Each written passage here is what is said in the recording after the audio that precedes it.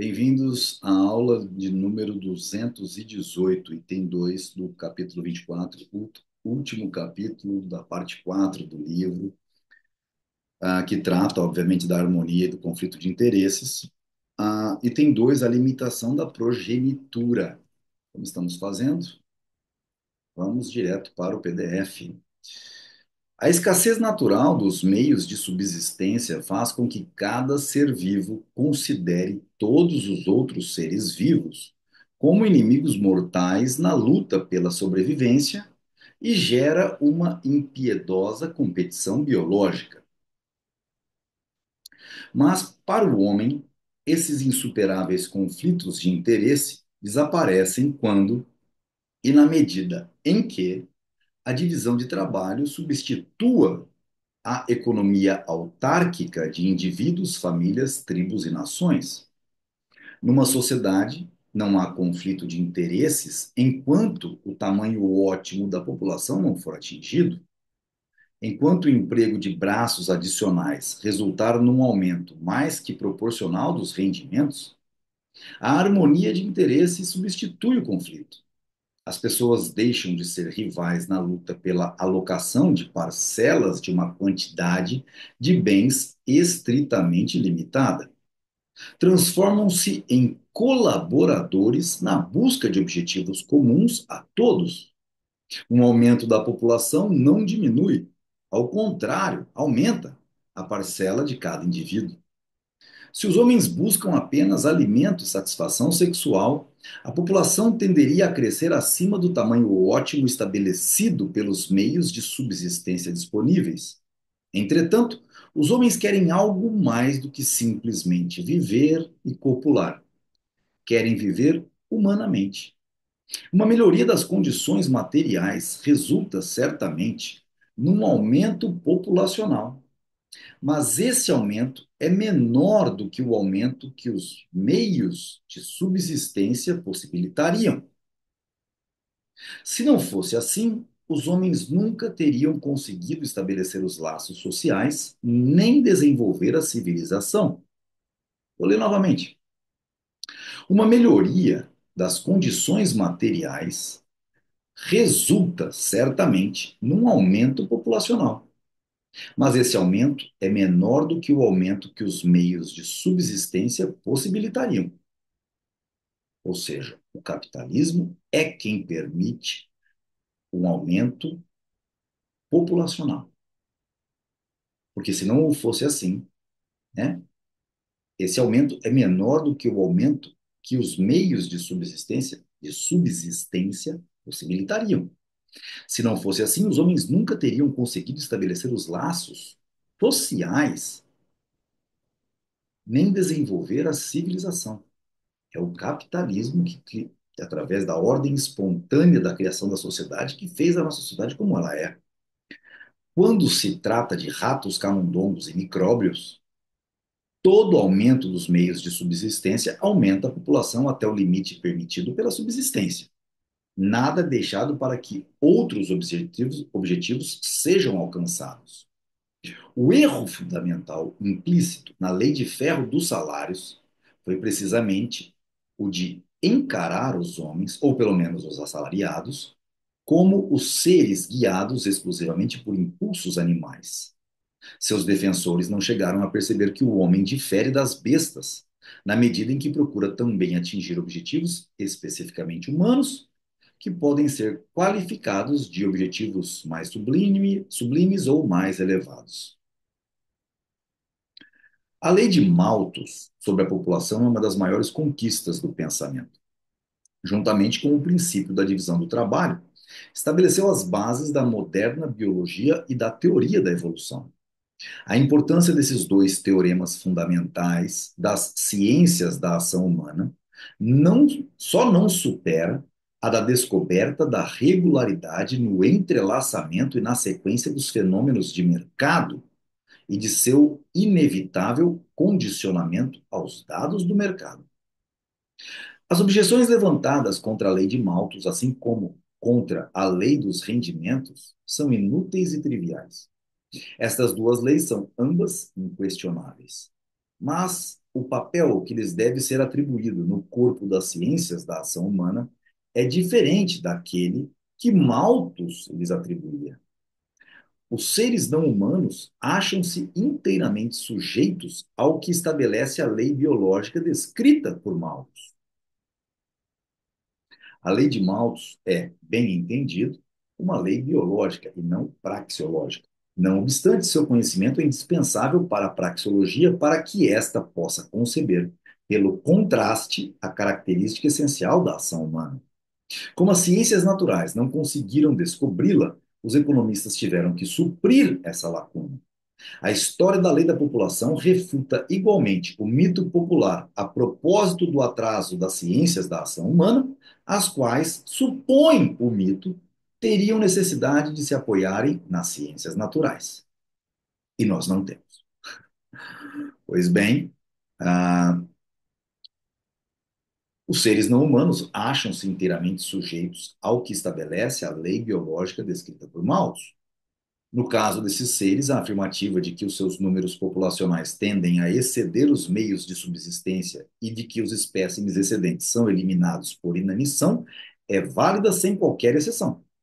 Em relação a esses animais, a noção de mínimo de subsistência tem um sentido inequívoco, perfeitamente definido. Mas o caso do homem é diferente. O homem coloca a satisfação dos impulsos puramente zoológicos, comum a todos os animais, numa escala de valores na qual também há lugar para objetivos especificamente humanos. O agente homem racionaliza igualmente os seus apetites sexuais, busca satisfazê-los pesando os prós e os contras. Não se submete cegamente a um estímulo sexual como se fosse um touro. Abstém-se de copular se considera os custos, as previsíveis desvantagens, muito altos. Nesse sentido, podemos aplicar, sem qualquer conotação de valor ou ética, o termo freio moral, empregado por Malthus. Malthus também empregou esse termo sem qualquer implicação ética ou de valor. Verboner, Malthus and his work. O termo freio moral pode perfeitamente ser substituído por freio praxeológico. Olha que coisa linda, hein? A racionalização da relação sexual já implica uma racionalização da proliferação. Mais tarde foram adotados outros métodos de racionalização do aumento da progenitura, independentemente da abstenção de copular. Houve quem recorresse para as práticas extremas e repulsivas de abandonar ou matar recém-nascidos e de provocar abortos. Olha que parte bacana, só porque eu quero escrever um livro sobre algumas considerações da doutrina política e filosófica de Mises como liberal minarquista. E eu estou captando em alguns pontos passagens que eu preciso guardar para mim. Ah, Finalmente, descobriram maneiras de realizar o ato sexual de maneira a que não houvesse fecundação. Nos últimos 100 anos, as técnicas de contracepção foram aperfeiçoadas e a frequência de seu emprego aumentou consideravelmente, se bem que já fossem conhecidas e aplicadas há muito tempo.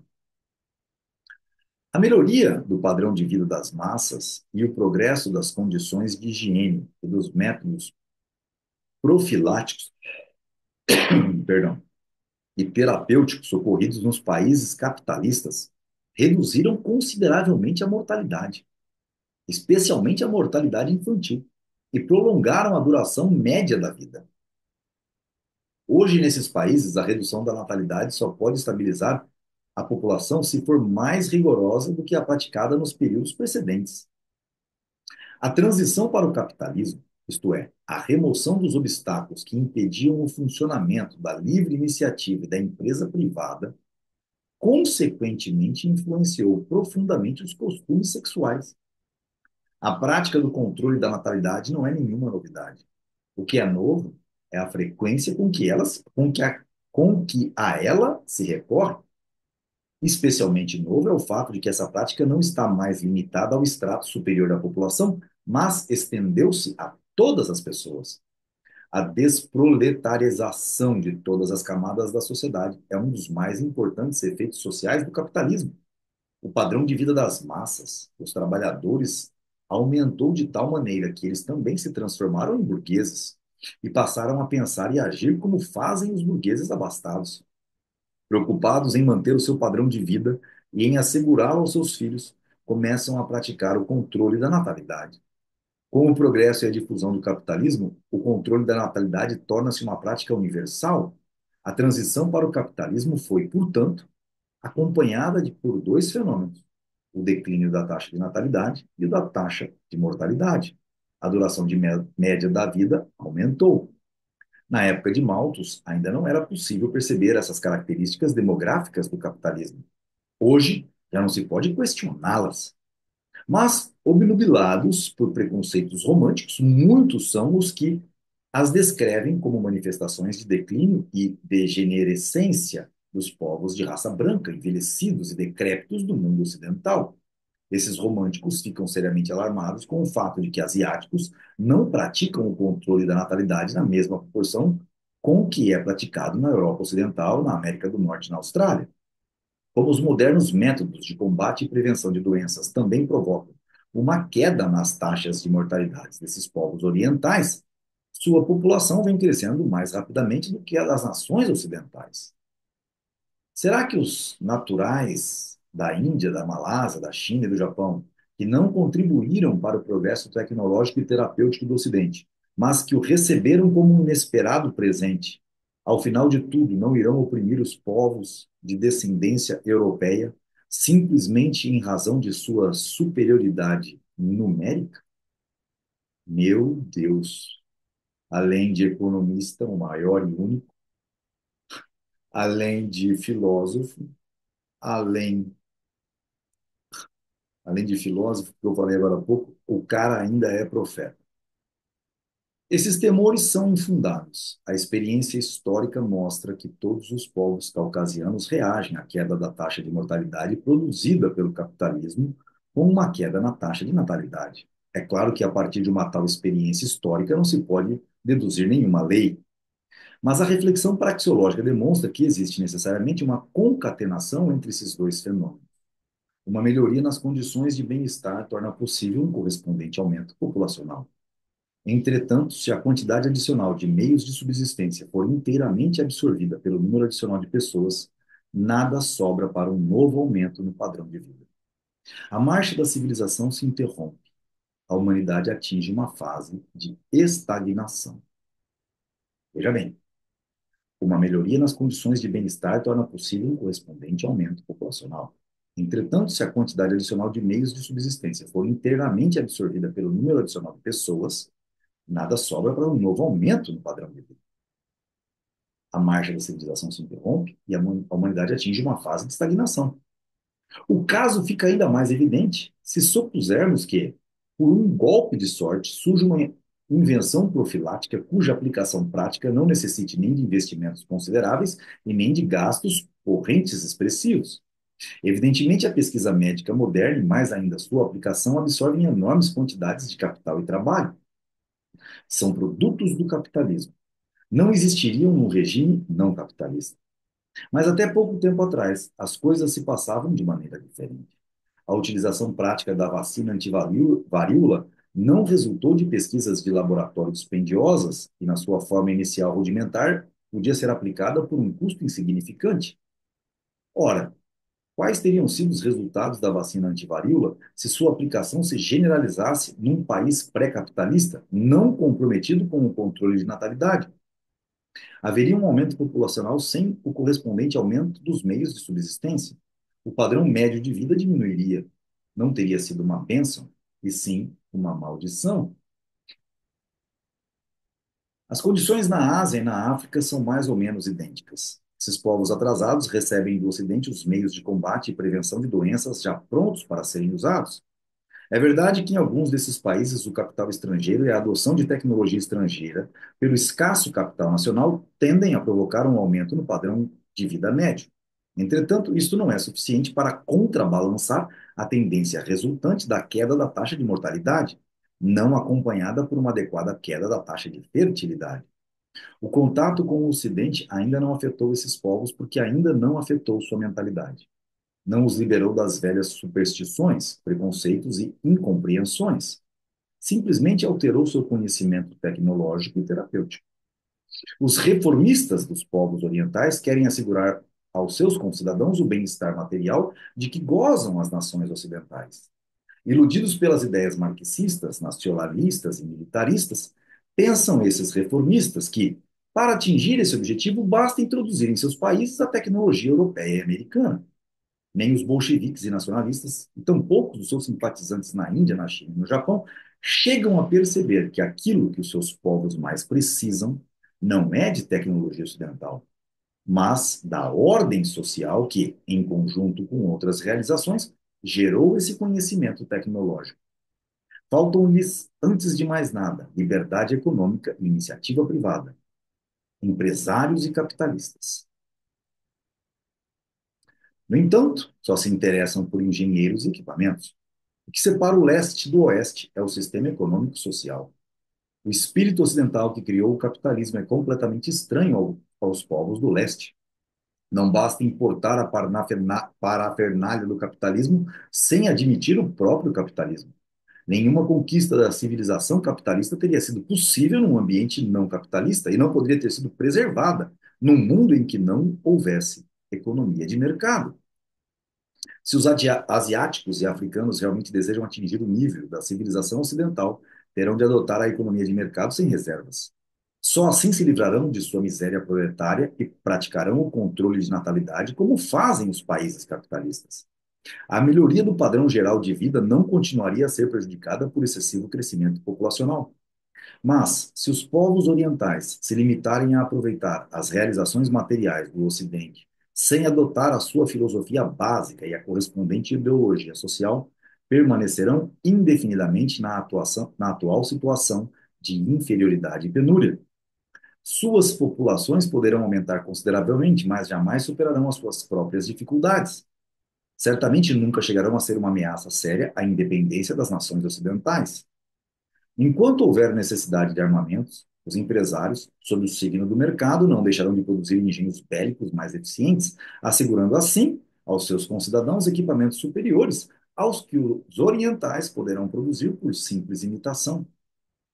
Os eventos militares das duas guerras mundiais provaram, uma vez mais, que os países capitalistas também são superiores na produção de armamentos. A civilização capitalista não pode ser destruída por um agressor externo.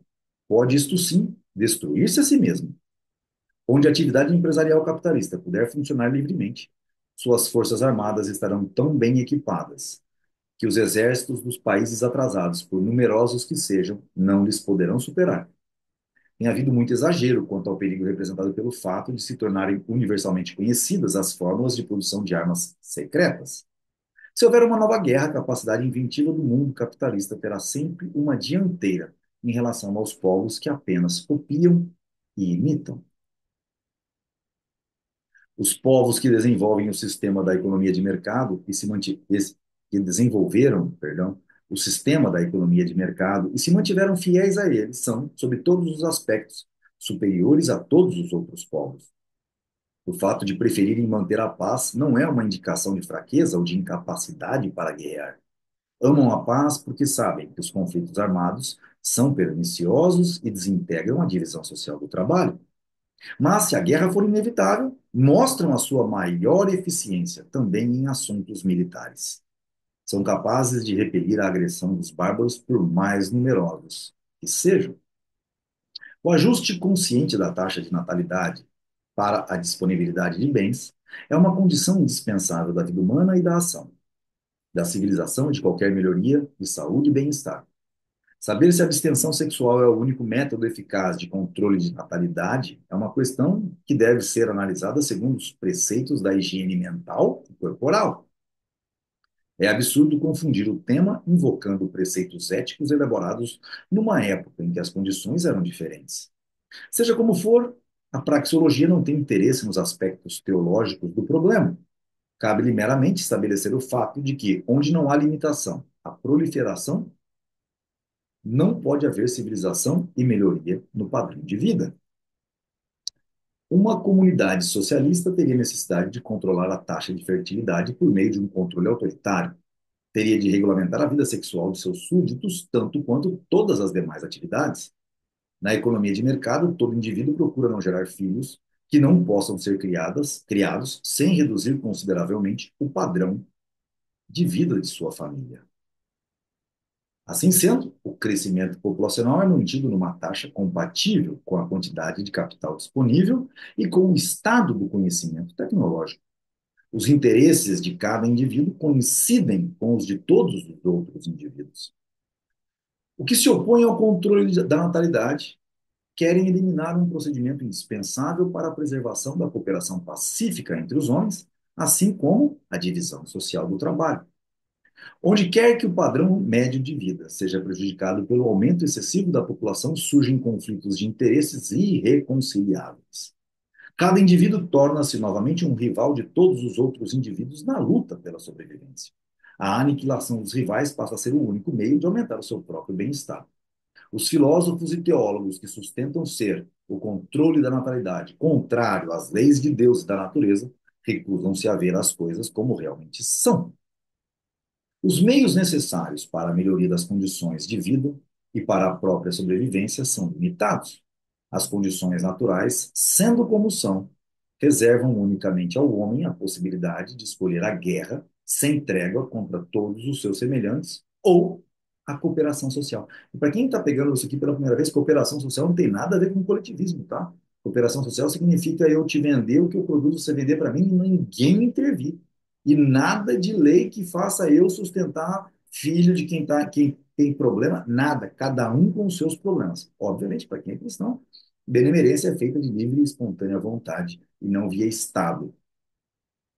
Mas a cooperação social torna-se impossível se as pessoas cederem sem restrições ao impulso natural de proliferação.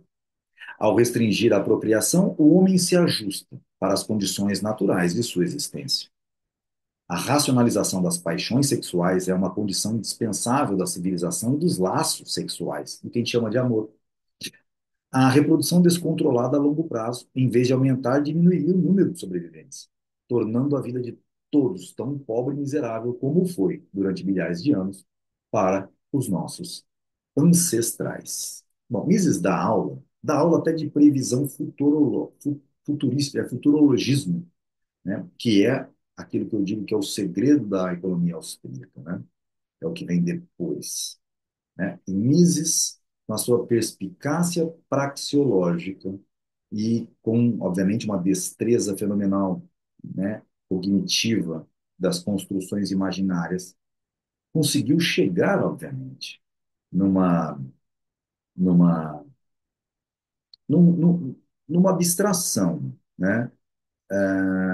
Numa abstração tão profética como que nós vemos hoje, né?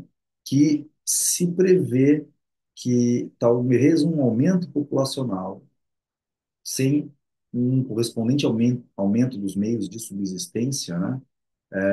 Não, perdão, aqui teria sido uma maldição. Quero achar o ponto aqui, ó. Aqui, ó. Será que os naturais da Índia, da Malásia, da China e do Japão, que não contribuíram para o progresso tecnológico e terapêutico do Ocidente, mas que o receberam como um inesperado presente, ao final de tudo, não irão oprimir os povos de descendência europeia simplesmente em razão de sua superioridade numérica? Termino essa aula com uma possível visão profética daquele que foi o maior economista, na minha concepção, o maior filósofo que já passou pela face da Terra, em seu sentido mais amplo, porque ele deriva sua filosofia, obviamente, de uma questão econômica científica. Obrigado a todos, até a próxima aula. E aquela parte que eu grifei, que eu falei que eu estava guardando para mim, fica meio que na cabeça da gente que Mises era contra o aborto.